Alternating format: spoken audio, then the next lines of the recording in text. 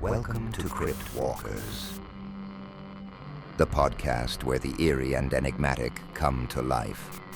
Hosted by a police officer, Ryder, But there was definitely something in that house. and his co-host, William, Legitimacy first is more important. director of WTCW Paranormal.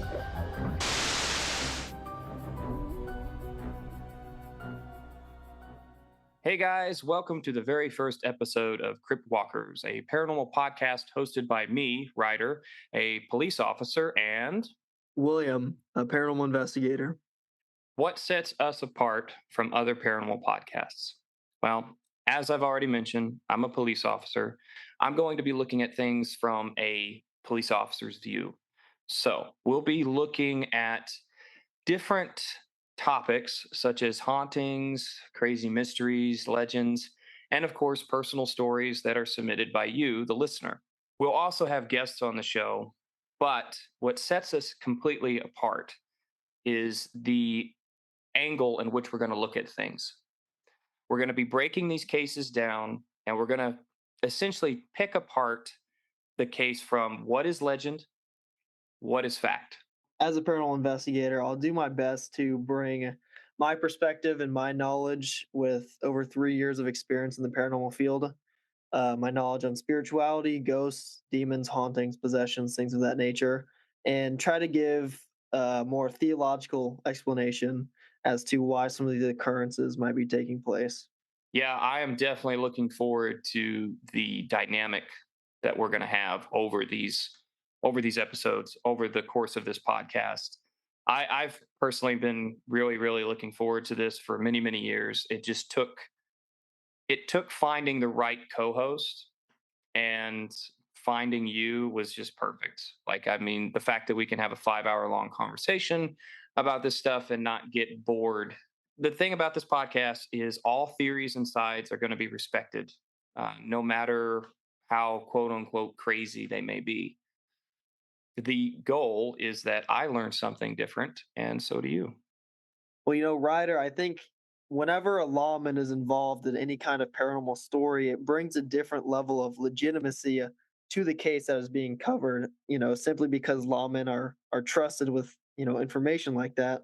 So I just want to ask you a little bit what your background is and who you are, when it comes to, this field. I have always had a speculative mindset and an investigative mindset. When it came to paranormal investigating, I have always handled my cases almost like a cop would. I would look at the surroundings, I'd look at the scene, I'd look at, what could be debunked and what couldn't be debunked. And I would take all of the elements and put it together, and it would generate a story, the conclusion of the case. And I have taken that also from a paranormal standpoint, but also into my professional background, because that's just what I am as a cop. You have to have an investigative, skeptical mind. And as much as I love ghost stories, which I really do, and I look forward to hearing our listeners' ghost stories as well as yours, but I'm always going to be investigative and inquisitive. Yeah, absolutely. But if that's a word, I don't know how to. Yeah, that's a word. I don't know how to put it that way. I'm always going to look at it with my head slightly cocked and right. wanting Well, to. that's an important skill to have, especially in the police force. And like I said before, it adds that level of legitimacy because if a cop can put your ghost story in their head and believe you, and they've been trained from day one when they start as a cop to not believe what everybody says, that means something. Right. I like to say that I've gotten pretty good being able to read people and not only be empathetic and understand where they're coming from, but also being able to determine if they're bullshitting me or not. So yeah, by the way, listeners, there may or may not be some foul language in this podcast. So Yeah, maybe a little bit, So, just a little bit. We're not gonna like try to. We're not gonna try to be as foul we're no mouthed, but we're no sailors. We're no sailors, no, but we're definitely you not know, sailors. But it'll it slip happens. out. It will slip out. We'll try to keep Yeah. the F words down, the F bombs. We're all adults here, so we're good. We'll try to keep it PG-13 as much as we can. Yeah. So, William, how I know we've briefly kind of talked about it in the past, but obviously our listeners are just learning about us for the first time. What brought you into this? Like what drove you into being involved in the paranormal? Yeah, so starting from the very first occurrence, when I was a kid, my mom, my two sisters, and myself, of course, we moved into a haunted house in Virginia Beach, Virginia. We rented it. Very nice neighborhood. Everything seems normal, you know. And the first couple months were pretty normal. I mean, I was a kid, so I'd be scared of the dark and not want to go around by myself. Normal kid stuff, nothing too, off the wall. But the problem started happening with me, my sisters, and my mom. We'd be in the house and we constantly felt like there was eyes on us. The sense of anxiety, which is not anything that's genetic with me and my family, and with this constant anxiety. And when it comes to like fight or flight, I tended to fight instead. So with me, I was about 9 years old. I was home alone. Mom was at work, sister was at school. And the master bedroom is where the two previous homeowners passed away. And that's who I believe was at the center of the haunting. My sister and my mom were gone, and I went into my sister's bedroom after being alone, sick, felt like somebody was watching me, and I went in there and I said, "Hey, if anybody's here, can you do something?" Because I just felt like I needed to confront whatever it was that had this grip on me, this constant anxiety. I mean, by that point, I didn't know what else to do. And my sister's birthday had just recently passed, and there were balloons, helium balloons, in the corner of the room. No fan or anything. And I mean, they just flew across the room. I mean, almost as if somebody spiked it across the room. And I slammed the door, and I mean, as the majority of people would, I ran my ass out downstairs, out the door, and all the way down the street to my buddy Matthew's house. I I have didn't come. seen I've seen videos of cops doing that, so Yeah, Good. yeah. I didn't. I literally spent the night at Matthew's house. I couldn't do it. And for the next 3 years, the haunting just got worse and worse and worse and worse, till a point where we had to get the house anointed by a Catholic priest from St. Nicholas Catholic Church. And I mean, it was a really intense haunting. I'm sure we could get into it in a future episode, but that was my spark, I guess you could say. Yeah, absolutely. Yeah, for me it was what we call the Henderson house, what would later be called the Henderson house. And it was a pretty active haunting, damn near I would even say possibly demonic, but obviously that's no word just to throw around.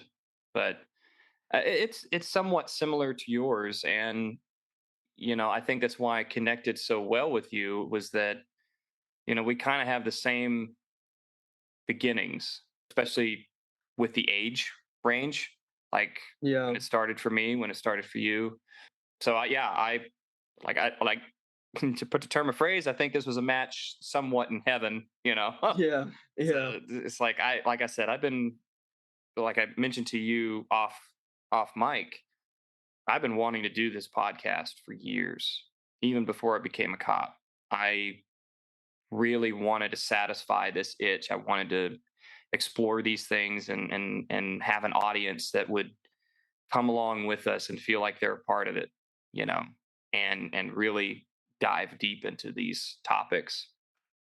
I just needed a co-host. I needed to connect with somebody that, like I said, could talk with Yeah. a guy like me for 5 hours on end about a topic. Now, of course, our episodes we're going to try to keep it, Yeah, about 30 30 minutes minutes. is the expected. But for me, it was like Jinx. jinx. Yeah. Yeah, for me, it wasn't like I experienced that haunting and I moved out and I immediately was like, okay, now I want to be a paranormal investigator. For me, it was actually, after we moved out of that house, I haven't lived in a haunted house since. You know what I mean? Nothing like that. After a while, my belief started to fade. It was Yeah. almost like, I was so young. For the first occurrence that took place, I was 9 years old. Hmm. And by the time we moved out, I was 11 years old. And I was thinking, I'm like, man, maybe I was just like being crazy. Maybe just, maybe it was all in my head. I mean, I knew I saw those things, but it's still like you go around and you're not going to see anything like that in day to day life. So it's almost it's hard to grasp. So for me, I was just like, I Not don't to know. mention the world kind of shapes your views on things. I just bumped Yeah, the mic, and but yeah, your I the world will shape your view, and that's kind of how we develop as humans. So yeah. Yeah, I came from a very Christian family, so it was like I did as well. I did as well. Yeah. yeah, I stopped believing as much until I got to a point I was 14 and I was watching all of BuzzFeed Unsolved.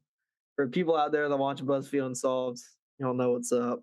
Shout out Shane and Ryan, sorry. This is gonna And, sound terrible, but I've never really seen it.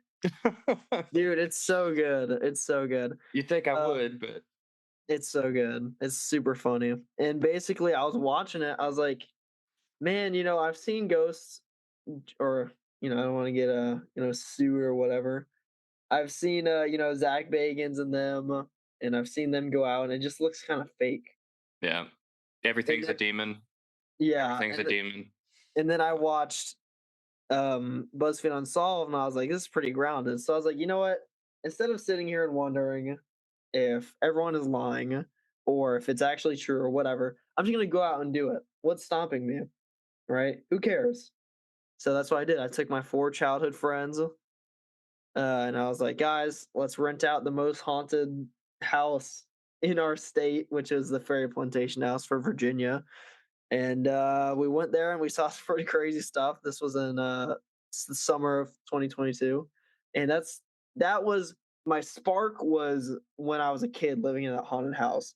But when I got my start in paranormal investigation, that was it. That was it right there.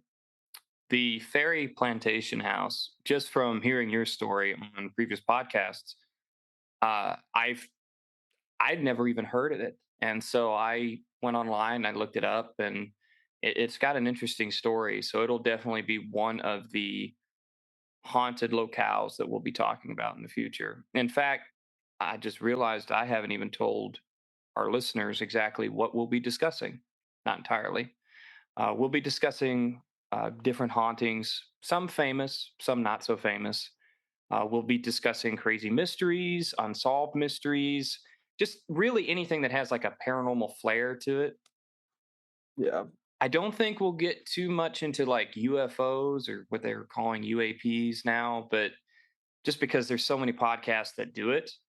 But I don't know. We'll see what kind of lies in Yeah. our future as we go along. This is going to be a very dynamic podcast. So we will encourage our listeners to reach out to us and give suggestions as to what they want to hear about. Yeah. My expertise lies in religious studies, theology, as well as paranormal research. Ranging from techniques, equipment, etc. Which I always think it's funny when people try to explain it in a scientific manner, as if it's not ghost hunting, because it's really hard to make it professional in any capacity. But some people have found a way.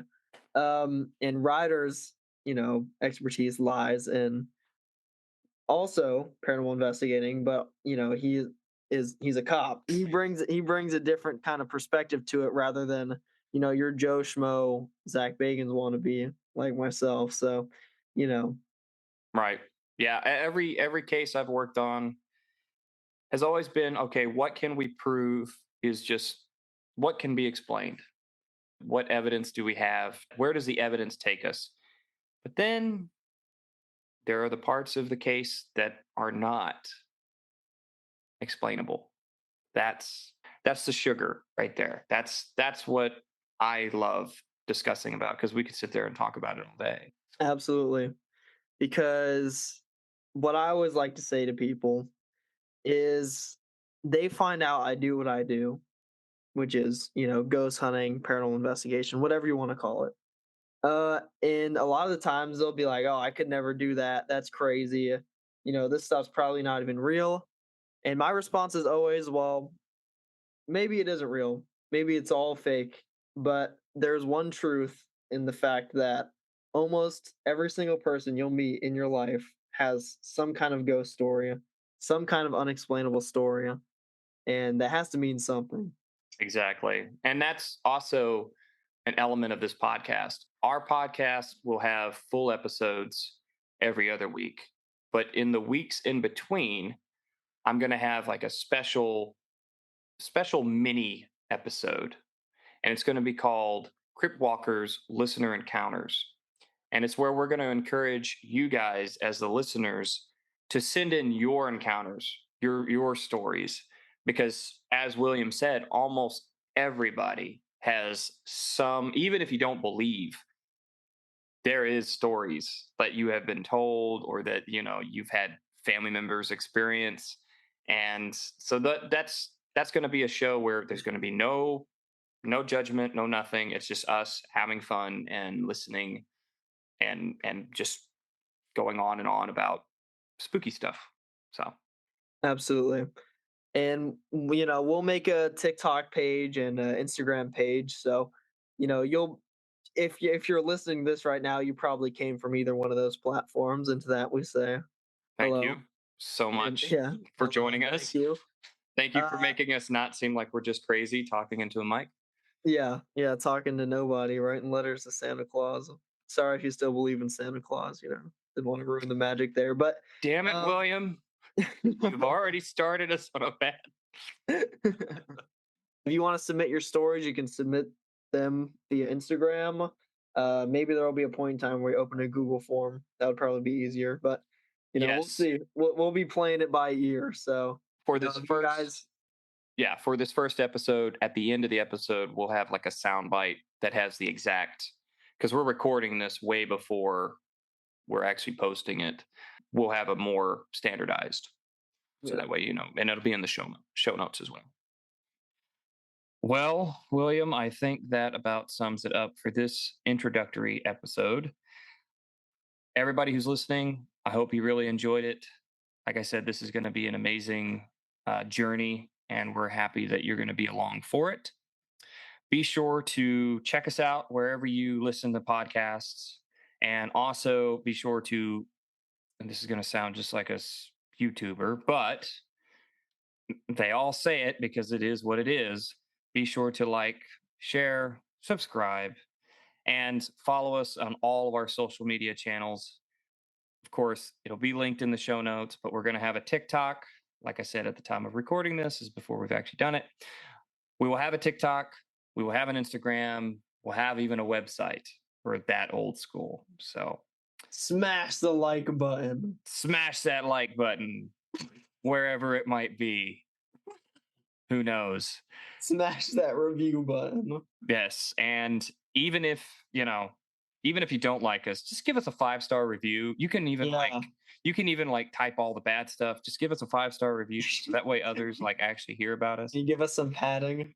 And last but not least, thank you so much for listening to us, because as William and I have talked off mic, it does seem kind of weird, just talking into a mic. So we definitely look forward to your feedback, and thank you so much for listening. Are you ready to walk amongst the crypts with us? Subscribe now on your favorite podcast platform and never miss an episode. Don't forget to leave a review and share your own paranormal stories with us. We might feature them in an upcoming episode of Crypt Walkers, the Listener Files. Check us out on social media by clicking the link tree in the show notes. If you want to send in your own case or spooky story, email us at contact@cryptwalkers.net. Also, be sure to check out William's adventures with WTCW Paranormal by clicking his link tree in the show notes.